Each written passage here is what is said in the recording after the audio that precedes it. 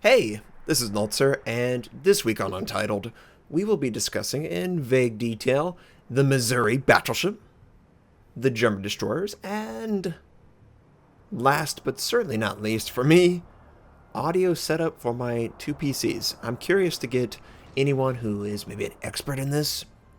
We'll look at that as well.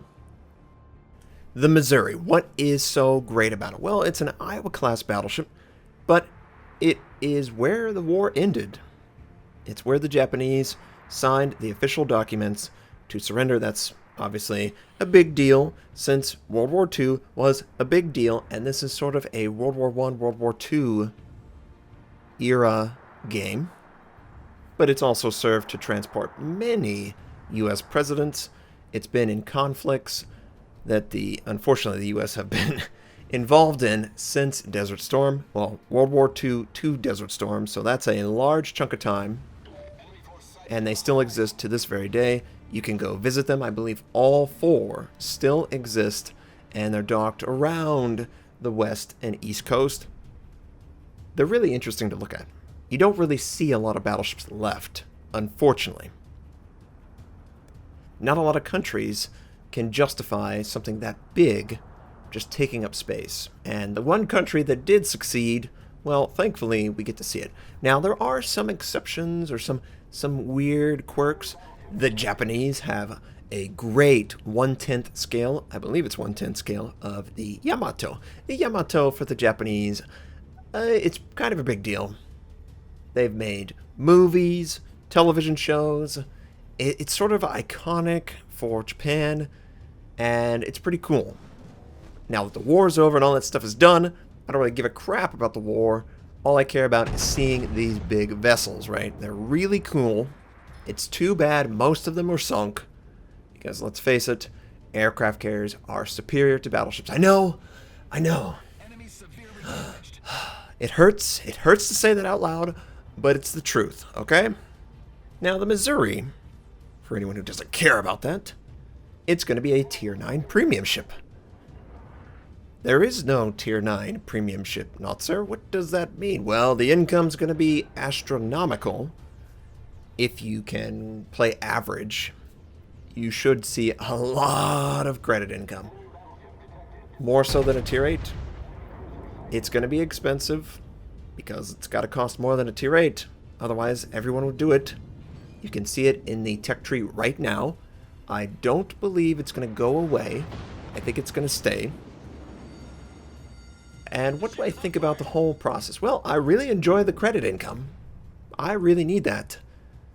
The ship itself, it feels like an Iowa. It's an Iowa. It's a premium Iowa.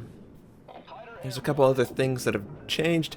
I can't discuss that in real detail. But I like the Iowa. I should like the Missouri, right? Makes sense. I'm excited for it to come out. It's going to come out soon. Wargaming doesn't just give it to me and wait. It's usually within 2 or 3 weeks that you will expect the NDA to drop, and then people will enjoy it. That's what I expect. That's what you should expect. It's going to be coming before Christmas then, for a lot of people. Now, is it worth Christmas gift? Well, I think if you have a Tier 9 and you need credit income and you're comfortable at Tier 9, it's worth it. If you are not comfortable at Tier 9 and you don't need the credit income, it's not worth it. But it's going to be the best American premium ship.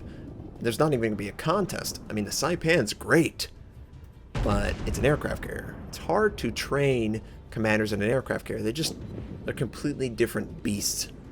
So it's going to be cool whenever it does come out. And I will have a video showcasing it whenever that is. It also has 2 premium camos for it, so that's very cool.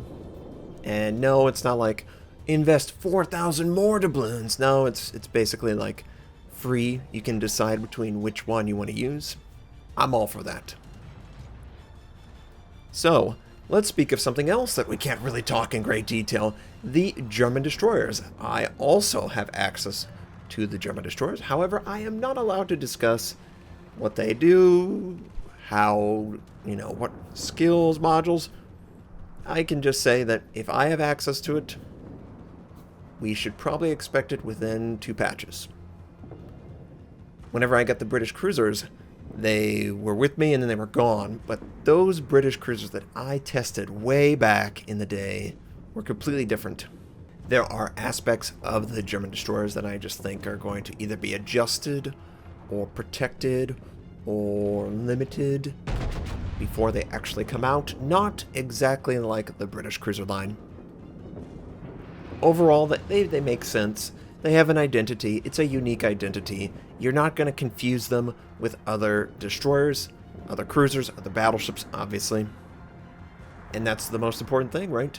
They're not putting out ship lines that are almost a mirror image of existing lines. That would be terrible, right? You don't want that. We don't want more World of Tanks. If I see one more medium tank line with agility, good armor in the front, good handling gun, I'm going to go crazy, okay? I'm going to go crazy. There's too many medium tanks like that. World of Warships has done a great job of making identity an important aspect of every single line. I mean, they pushed it pretty far with the British cruisers. They're very unique. There's absolutely nothing like them. I would rather be in that scenario than have too many lines that feel similar, almost identical to other lines. That is not a world I want to live in. Now, I talked about the Missouri, talked about German destroyers. I am testing them. I can't reveal anything. That's how NDAs work. Now, I want to talk about my audio setup. Now, I talked about this in my stream a little bit, and I will admit, I peak a little bit too much. I try to get a good balance, but if you don't have a compressor, which is supposed to protect from the highs and the lows, try and bring all the audio closer together and sounding more consistent. I can't really do that without a real one. My current setup is 2 PCs. My gaming PC, I have headsets plugged into it, and a separate microphone that is not really that good. At least it can't compare to the dedicated microphone that I have. I don't really use that microphone other than maybe like TeamSpeak or Team Comm, stuff like that. You don't have to worry about it. I'm not using that microphone right now. And I take the audio from the gaming PC and I channel it to the streaming PC. The streaming PC has the ability to mix in the audio on its own desktop, and this is all software based at this point. I can also take a microphone, which I have set up to my streaming PC. That's the one I'm using right now. It sounds very good. And then I send all of that audio that I've put together into Twitch or YouTube. What I would like to get is I would like to be able to hear myself. I can't really do that right now. I have to confirm it every single time. I can't hear little pops and quirks and adjust it on the fly.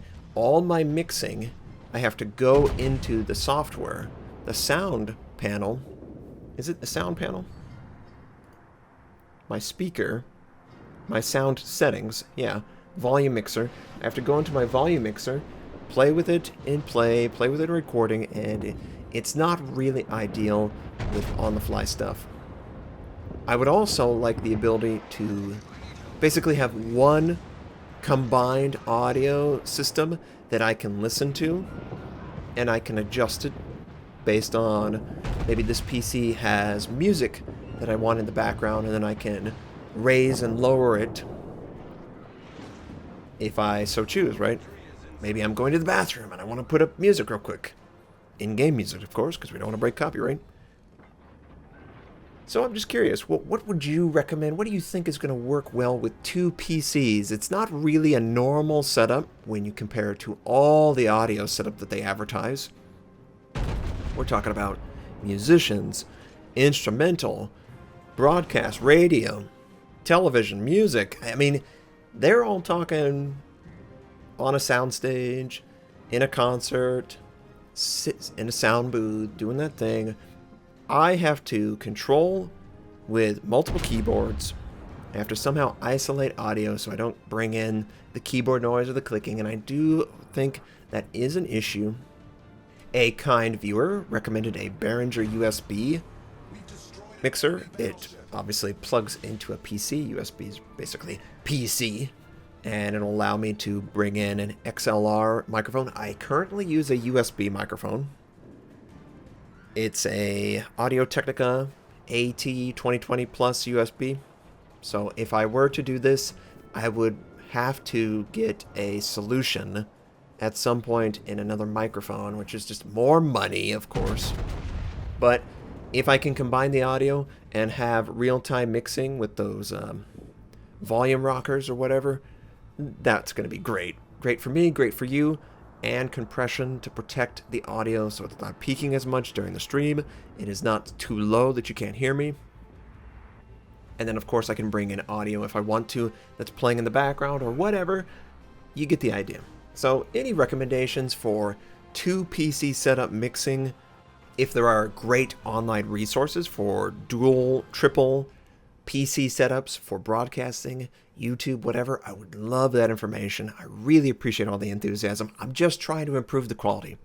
You know, people are like, man, you're really robotic in these videos. Okay, I'll loosen up. I'll just say what's on my mind. I won't try and fulfill a set guide or, you know, a checklist that I do usually keep in my mind.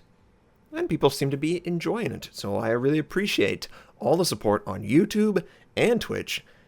Tomorrow's video will probably be Hatsuharu, maybe Edinburgh related. Either way, I hope you have a fantastic day, and I'll catch you next time.